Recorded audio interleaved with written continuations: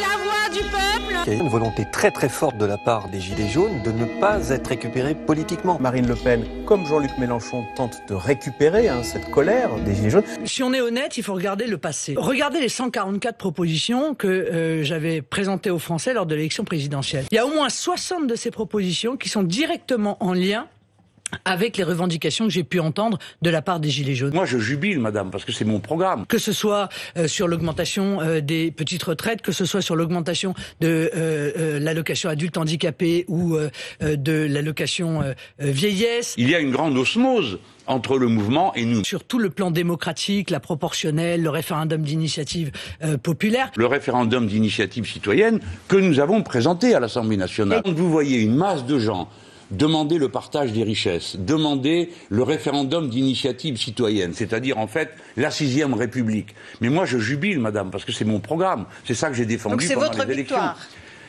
Bon, pas ma victoire, mais disons que j'ai de nombreuses raisons de jubiler. Une des revendications phares des Gilets jaunes, c'est l'augmentation du SMIC. Revaloriser le SMIC. C'est l'augmentation du SMIC. Si on est honnête, il faut regarder le passé.